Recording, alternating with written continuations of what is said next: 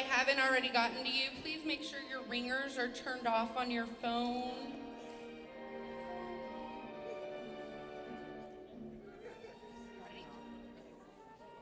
All right, guys, I want you guys to give a huge, big round of applause and a very large welcome to Teenage Mutant Ninja Turtle people, Kevin Eastman, Judith Hoag, Barry Gordon, Clarke, Townsend Coleman, and Rob Paulsen.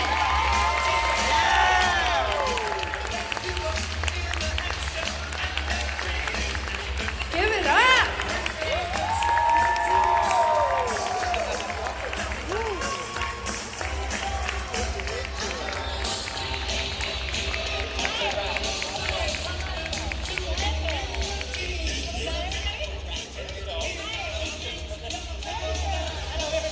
Hello, San Antonio! Hey!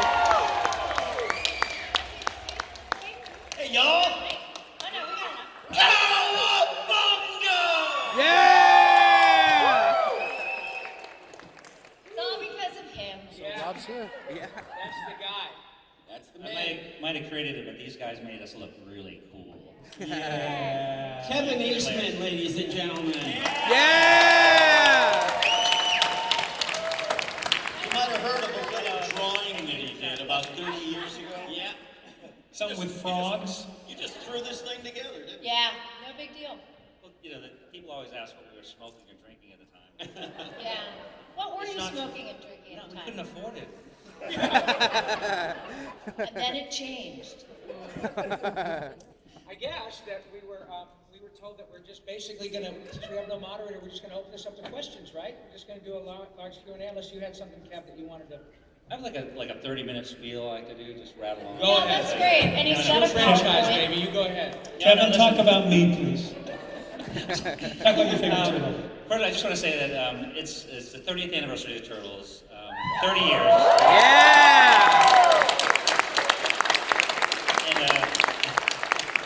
And the first thing I like to point out is it's all your fault. Yeah. Thank You're you, so awesome. thank you. No, I can't believe it's like, we've done about 20 shows this year, my wife and I, and it's like, the reception is overwhelming, heartwarming. I feel honored, I feel blessed, I feel unworthy. But you guys are the best, and I really appreciate all the support and all the love you've given us over the years, and it's been an absolute joy to have worked on so many awesome Turtle projects, especially with so many talented people that help bring their characters to life. And I mean, I still remember when we were working on the first 5 cartoon episodes, which we were just talking about, and it's like, well, what do they sound like? We never, we had voices in our head of what they'd sound like, and then these guys made the magic happen. And it's like, once we heard the voices, we were like, this is what the Turtles sound like, Cowabunga, dude. And I need to hear a little of that.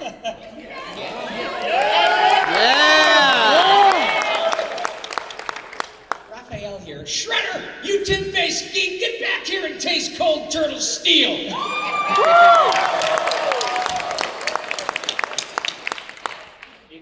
Dudes, I gotta tell you that my favorite pizza is anchovy and hot fudge! Bodacious! And as the leader of the group, I think at least 4 times in every episode I would say, we gotta think of something fast! All the time. Yeah, lay off, Leo. do you want to start? I don't have a catchphrase. Never did. I'm just tinkering around in the lab. Doing machines. That's my job, and that's what I do. And then these guys, are great. And also, I don't have a voice. It's just my voice. So that's it. Can I just, Kevin, this right in the front row is exactly what we're talking about. Yeah. Madam, would you please look at this? Oh. This is great. This beautiful woman, right? God bless her. She had nothing to do with it.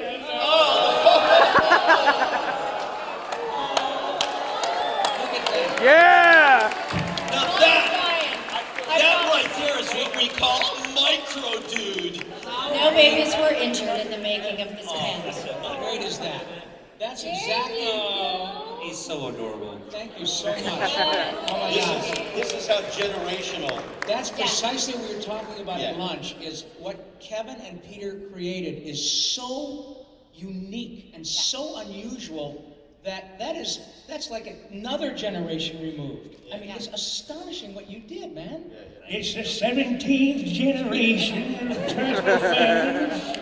I remember in 06 when we started this whole thing. It was 1784 when we created this monstrosity. So Kevin, I've got to ask the question because I haven't really sat down and asked you this question. How did you ever come up with this? How did you and Peter ever come up with this? Let me adjust my Depends and I'll tell you the story. No, it was, Peter and I grew up as absolutely huge fans of comic books. Our hero in comics storytelling was a guy named Jack Kirby. Jack Kirby, if you don't know, helped create most of the Marvel Universe.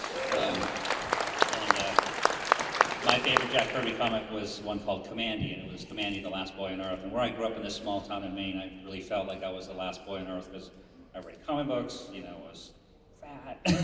I was just this huge geek, and that was my dream, was to be Jack Kirby.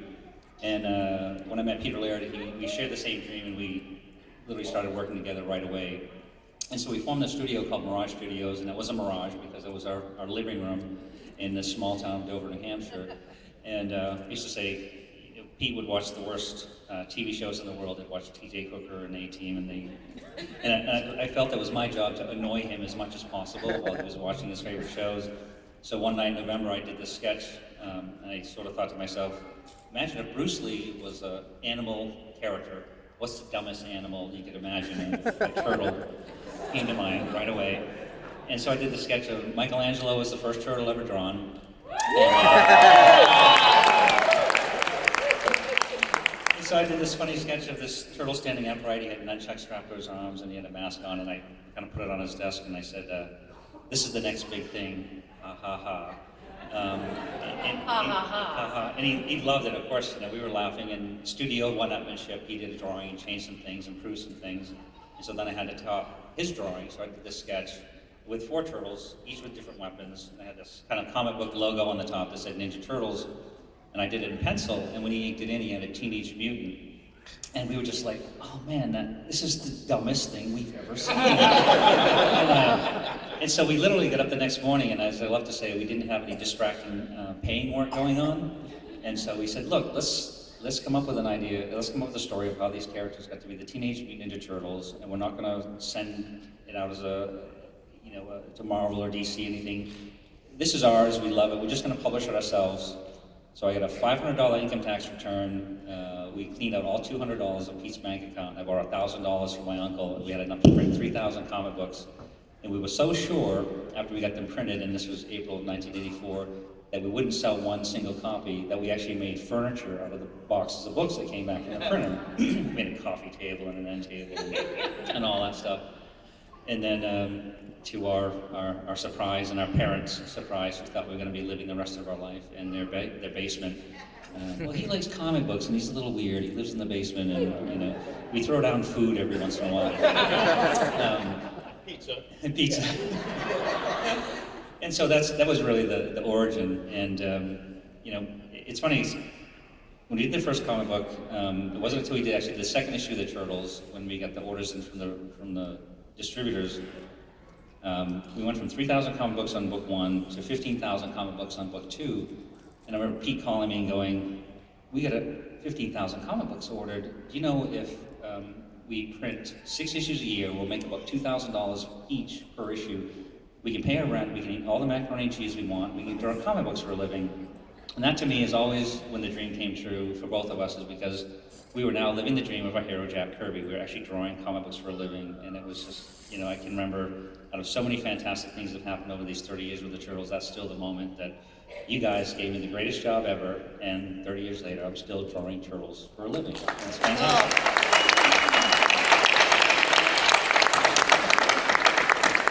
I want to segue into 2 things. One is when these guys came in, when we started working on the first Turtle comic book came out in 1984, and we started working on the first animated series, and I think it was late 86, 87.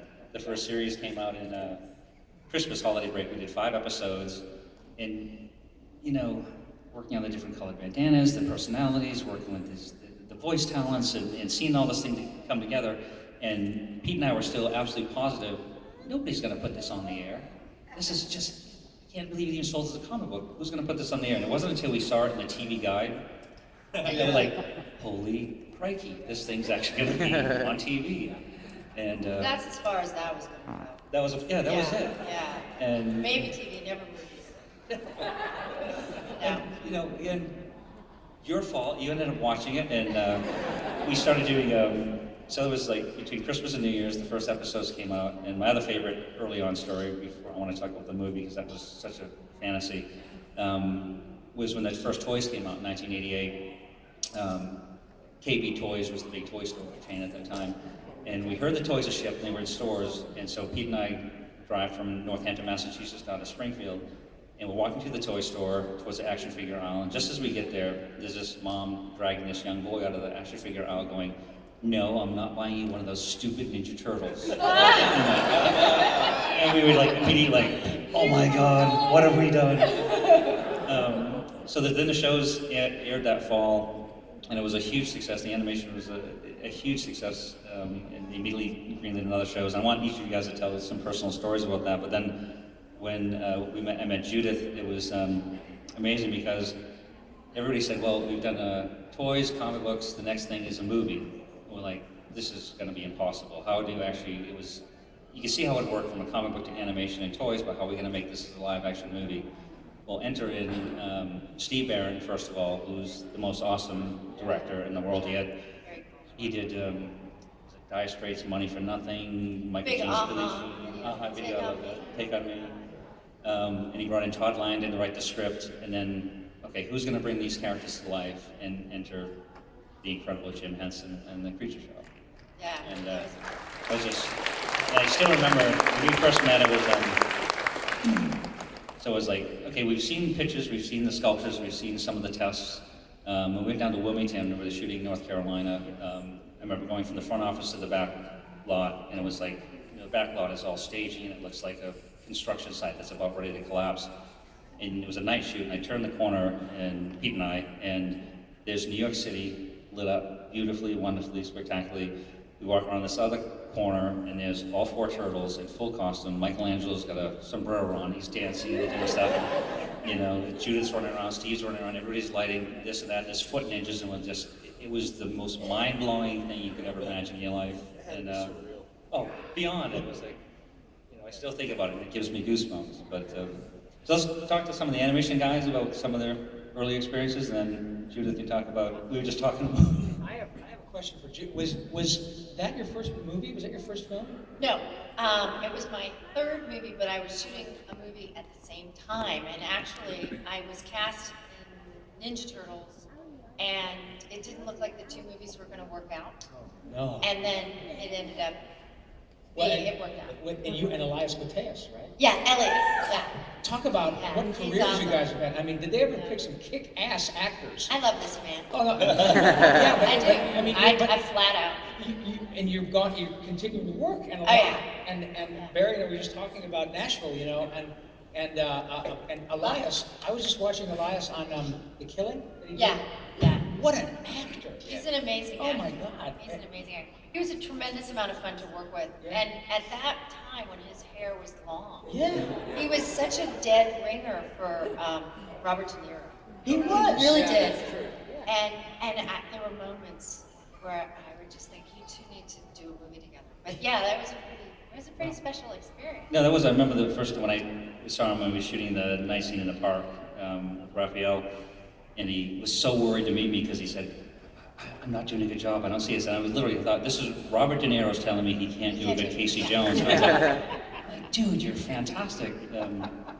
Every sense of the word. And it was like... he's a wonderful guy. But I was telling Judith, she hasn't done very many comic book shows, and I've done a lot of them over these years. And This is my first. This is... Oh my God! As of yesterday, I But I always tell her that, so many fans discovered the Turtles from the original cartoon series, and over the years we've done many different versions of the Turtles, and when people ask me what my favorite version of the Turtles, favorite interpretation out of all of these worlds, and when I ask the fans the same question, most people say the first Turtle movie. Because it married the original black and white comic books with the animated show so perfectly. And, uh-oh, what's coming down the aisle? Don't look now.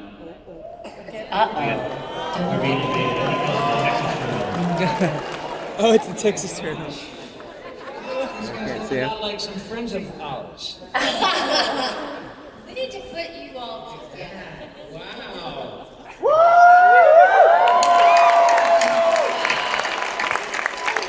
Please welcome the Texas Turtles.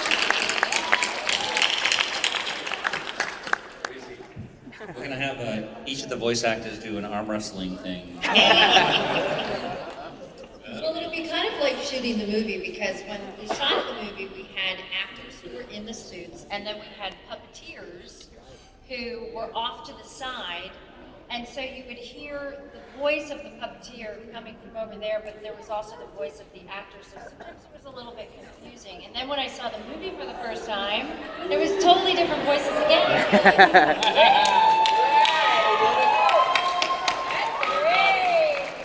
Did you catch that at Turtle High 3? Cool. Stand by your turtle. Right. I need Raphael right behind me. Hi, Raphael here. Michelangelo. Yeah, come on. Oh, wow. Oh my God. This is gonna be a Twitter. This is gonna blow up Twitter. This is crazy. I think we might get a few pictures out of this. Judith and I would just look badass. Somebody send me a copy of this, okay? What's your number? 7. There you go. Nice. Yep, the panel background.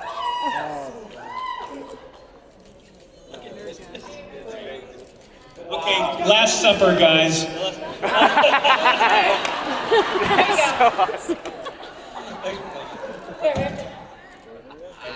Yeah, you're Jesus. You're Jesus. All this. Teenage Mutant Ninja Jesus. Right, it is. It's like There's a the sequel. Coming soon. This is a weird nigger. All of this with no chemical inducement. Ninja Turtle up here. Oh, love that. You're This is Reed. I think Reed, you're about 7, 8. He's 8. He's awesome and 8. What's so great about this, we got Rob Paulsen, who was Raphael, of course, on our original series, but also Donatello On the new series. on the new Nick series. We got Donatello.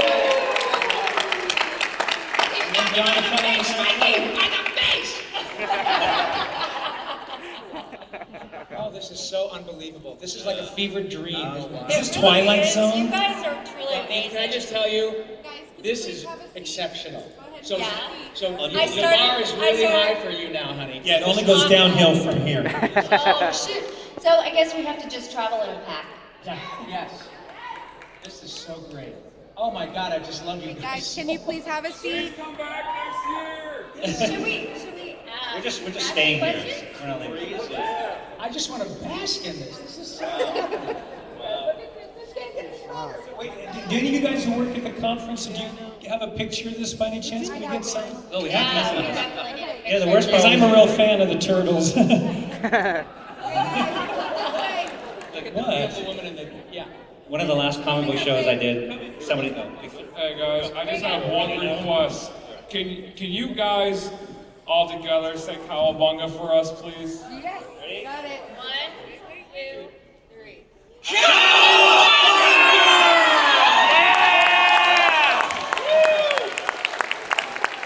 Thank you. We are not worthy. Goodbye, Turtles. See you guys. Good night. They can always drop by. Listen to you.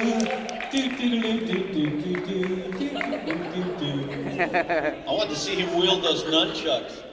He was like nasty. yeah, one of the last comic shows I did, a fan came up and asked me to do a sketch of the Turtles in the Last We're gonna Supper. give them a round of Seriously. applause. I'm like, seriously?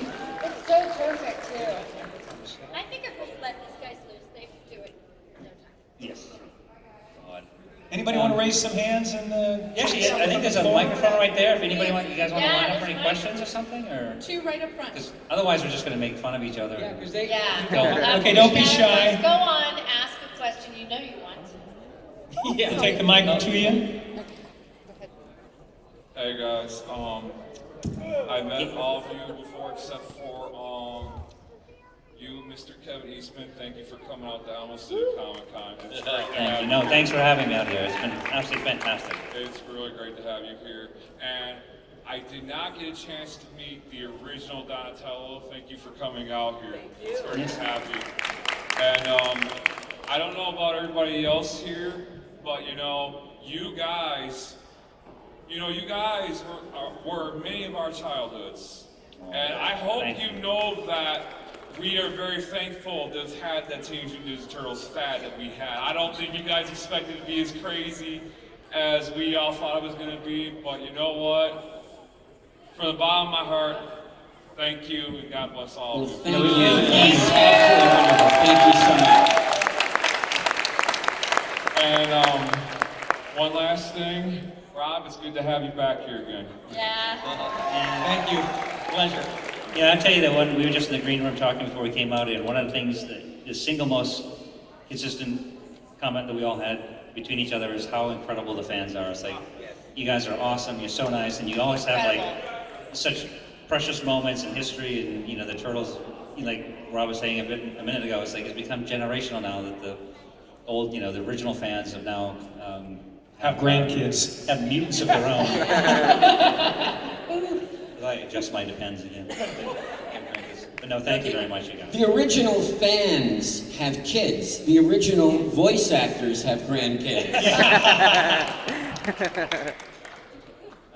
Yeah, next question, please. Hi. We'll switch back. I wanted to ask Kevin. Louder, please. Speak up. I wanted to ask Kevin what his thoughts were on the 2003 animated series, because that was really what introduced me to the Ninja Turtles and what made me fall in love with them. And it just seems like that's the least talked about or not really recognized iteration of the Turtles, even though it's probably a big reason why kids from I was born in the 90s, that's the reason why we love the Turtles. It just makes me sad that they're not really, that particular animated series isn't really talked about all that much. Well, what's been so great over the years is that, starting with the original series, black and white series, then we did the animation series, which changed some things, which then led into the movie series. And then, we did the live action. I know everybody loves Venus de Milo here. The live action series. But then it went into sleeping sort of period for a while. And then Peter Laird really spearheaded and brought back the 2000 series. And that was very well received. It was, the audience just had grown up a little bit. Had a bit more edge to it, and the stories were a bit more sophisticated. I think it was much geared to a much older audience, but I love that series very much. Much like the 2007 animated movie, I thought that the homage he did and stuff. It was great characters, and yet another version of the Turtles. And it's just bizarre to even think that we're now talking about a new Nickelodeon series, and we just had the Michael Bay movie, and the work I'm doing on the comic book series. So it's, I can't believe, When is the Broadway show? The musical? Bring back. What was it? That was. What? Coming out of your shells. Coming to the show. Come on the show. I have anybody should know that stuff. That'll be our. We'll all get together. We'll do the coming out of our shells for us. Okay, green room after this, guys. We'll Awesome. start writing the show. Turtles on ice. Let's do the Broadway show first. Yeah. Thanks for Actually, your I think question. they've been on ice. They have. They should be. The hills are alive. They have been on ice before. Nice. Way back when. Hi, you have to excuse me because I'm like really short. I love you guys because my mom is like a huge Ninja Turtle fan, and she's like the one that got me all into it. And she really has like a portrait or like a wall of Ninja Turtles like from different artists. She really likes you guys. My question is, you guys, if you had a chance to go to a Comic Con, would you dress up as your own Ninja Turtle or as your own person? Would you dress up as your own Ninja Turtle if you were going to go to a Comic Con? Oh, I dress up as My Little Pony. Oh my God, I dress you'd up be as so My Little cool. Pony. Yeah. But I'll make Judith go as Casey Jones, and I'll go as April O'Neil. Really throw everybody for a loop. I love that idea. I was. Trust me, you don't want to see me in. I was actually in one In of a those skirt. walk-around characters years ago when my son had a birthday party. I don't recall how I got it, but I got a Raphael real costume, and it smelled like a petri dish. I thought these cats are earning their money to be inside this thing for a few hours. So I've done that. I'm good. Done. I'm just happy to be the voice guy. Well, thank you. Thank you, sweetie. Thank you. It is one of my favorite parts of Comic Con. Is I love people. I mean, I was talking to a young lady today, and she spent 5 months on the outfit that she made for the costume, and they're Oh, fantastic. that's crazy. Yeah. Hi. Okay, hi there. My question, well, first off, just want to say, love the movies, love the cartoon. And you already sort of touched on my question. I was going to say, what did you think of the Coming Out of Their Shells tour? Because that's my guilty pleasure. Loved it as a kid, as an adult. I watched it, I'm like, oh my God, this is horrifying. But at the same time, I'm still singing the songs and I remember all the lyrics. So what was you guys' experience of that? Man, well, I remember when this time we doing so many awesome, incredible things that were well received by the fans. When we had this proposal come in from these guys that wrote Broadway shows, and they wanted to do a Turtles live show, and we were just like, man, seriously? And we just didn't see how it could work. And they said, well, here's the story we want to do, and they started writing some of the songs, and some of the songs were, well, that's not bad. It was, had a lesson, and it was about family and a lot of the same inspirations that we had in the original series. And I just remember the first time I'd ever been to Radio City Music Hall in my life was to see the first showing. Wow. So I'm hearing him, pulling up in a limo in front of Radio City Music Hall to watch the Turtles live action show, and I'm like, I don't know, man. But it was great. It was actually, it toured for quite a long time, and the fans really dug it. I think they did a great job. And I remember the first night was just kind of freaky because they had the Turtles in the full costumes with the shells, and the actors kept passing out. So Oh, wow. It was so hot under those lights, and so that's why you see the later versions, they put on like dungaree jackets and stuff. That was just, That actually happened a lot. yeah, it was like, So, Kevin, we're all friends here. We're all just a bunch of friends. Yeah, we're all pals. Is there any iteration of the Turtles that you didn't like? Oh, really? He's going to answer that? Barry, just don't ask Kevin. Thanks, Barry. That's usually comes last. Then I duck the question and run out the back. No, honestly, there isn't, and I say that heartfelt and respectfully, because Peter and I worked on every single one of those versions, and much like when we went from the original black and white series to the cartoon series, we knew that we were going from an edgier concept that we wrote for ourselves to a version that was going to be directed towards a very young audience, 6, 7 years old. Like I said, Pete came up with the idea for the different colored bandanas. We changed the origin story, so each of the versions have a slightly different variation on the theme, but we always try to keep, the family aspect and the personalities of the Turtles, true to the original vision we had. Even, a lot of people really don't like the live action series that we did at Venus de Milo, but, that originally started with a script we wrote that had a 5th male turtle named Kirby, and that was going to be the 4th New Line movie that just never got off the ground, and then we took it over to Fox, and they turned it into a female at the last minute, but I worked very hard on that series, and I like Venus. I mean, you remember Mona Lisa from the cartoon series? Yeah, sure. So no, I don't have a version, but my favorite version again is the Perfect Blend was the first live action movie. Were you involved in the Michael Bay film, Kevin? Next question. Were you involved in the Michael Bay film? Say that again. Were you involved in the Michael Bay film at all? Yes, absolutely. No, I actually started working on the Michael Bay film about 3.5 years ago. We did multiple versions of the original script, and they were all, much of what you read about, and Hollywood loves PR, even if it's bad PR. A lot of the original versions of the movie that we did were all based on a retelling of the original Turtles first movie. It's introducing the Turtles, kind of hitting the reset button, sort of introducing them like we did the Nickelodeon show or even the original animated series. There was always, Shredder and, foot soldiers and family and Michelangelo was the personalities were the same,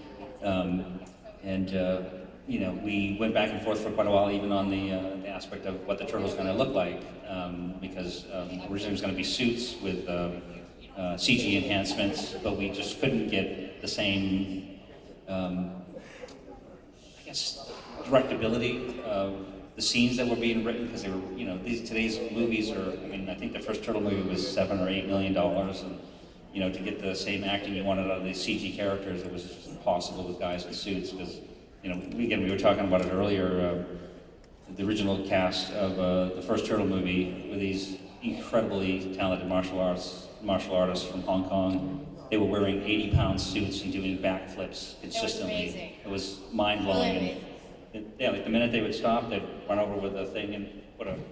They would do a lot of sort of resuscitating things because Dumping water down. dumping water. I remember one time Michelin Sisti was doing a scene, and I don't think he stopped breathing, but I think he was about to stop breathing, and they ripped his head off.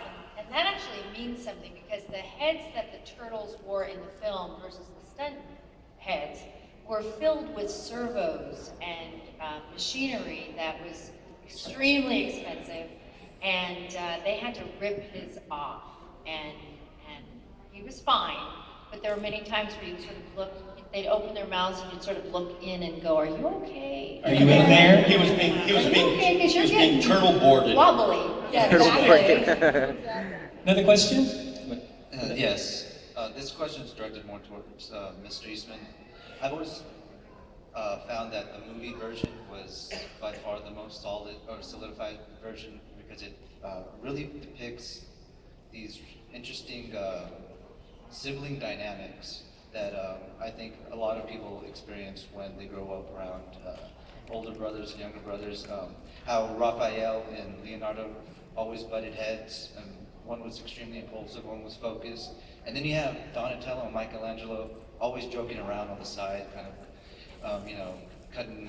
I mean, I just thought those dynamics were very interesting. And where did those come from? Were those more organic, or did you intentionally kind of come up with that situation? Well, you know, that's a great question. It was like, again, the group dynamic, because to me it came from multiple places. I mean, I grew up a fan of comic books, and so, excuse me, like reading like the X-Men, you know, the Avengers, Fantastic Four, you always had a group dynamic. Everybody had a very strong and distinct personality, which made an interesting place to tell stories from. But at the same time, it's like the way I grew up too. It's like, you know, my neighbor, you know, I grew up in a very small town in Maine, and, you know, the group of kids that I was, you know, became my adoptive or surrogate family that would all pal around together. There was always the one that was kind of the leader type, and then the one that would tell the jokes at the right time at the wrong time, and someone that was a little bit more geeky, techy, you know, and that stuff. So it just, it seemed like very organic. We arrived at that place, that we wanted a great place to have strong personalities, to tell really fun stories. But what I loved about them is that growing up, I always felt like a mutant and a misfit myself. It's like I read comic books and I drew all the time, and I wasn't like a lot of the other kids. And I think that's what a lot of fans sometimes find in the Turtles and themselves, is that relationship, and they can relate to it, and it makes them feel that they're not alone. And that's kind of cool. That, you know, it was accidental, but it was subliminal, I guess, and pretty cool that we arrived at that place and all you guys saw that. So It was amazing. Thank you. You, sir. How's it going? I just want to thank you guys all for being here. You guys are my heroes. Paul, you must be a superhero, because I really wanted to go to the Animaniacs Symphony in Denver last night. So you were here yesterday, there, and then back here today. So Magic. Yeah. I think we were talking about that earlier. I was talking to, I think it was Vern Troyer. I gotta stop dropping names. Bob's in there. No, we were having. This is an incredible honor and very humbling to be asked to come in any circumstance like this. And plus, any opportunity I get to hang out with my original Turtle buddies, meet the original April O'Neil, shut up! and be with the guy that bought my house. You should see us all at the hotel bar later. As No, this is a real joy, but thank you for bringing it up. Yeah, we did an Animaniacs live concert last night with the Denver Symphony, Colorado Symphony. Oh, that's so cool. It was really great. Oh my gosh. We had 2 hours of great Animaniacs music with a giant screen and the cartoons playing, an 83-piece orchestra. So yeah, I got So call your local orchestra. And, Robbie got to do Book it Robbie. with Jess Harnell and Tress Thank you McNeil. for bringing that up. I'm honored to be here. I would never, ever have missed it unless I was dead. A question for the whole group, though. Okay, sorry, I think we got. Go ahead and take one last one. We have one last question? Okay, they're gonna kick us out of here, so. Well, I was wondering, I just remember, when the theme song would come on after school, after I watched the show, I'd be bouncing around from sofa to sofa, and these are just some of my favorite episodes, and I was just wondering for each of you, do you have a favorite episode that you call back and really just cherish? Man, I would say each of you guys answer it, and then let all the fans know where we're gonna be after this. You guys are signing. Start So. with them. Is that it, Barry? Okay. Favorite episode? Favorite episode? No. All of them? No, I love the first 5 because they tell the origin story, and that kind of was always the most fascinating part of it for me. I was just interested in where these guys came from, and the first 5 tell me that, and I think that would be my favorite.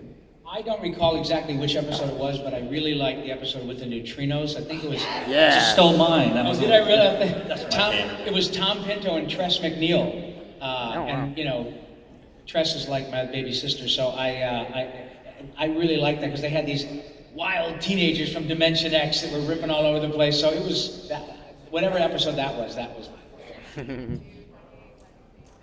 Yep, for me, I'm with Barry. It was the first 5 episodes, and we got a chance, the 4 of us, back in June to be in Florida and watch those first 5 episodes together, which was the first time that it ever happened for me. Not only together, but with an audience. Oh, wow. And boy, what a trip that was. Back down memory lane.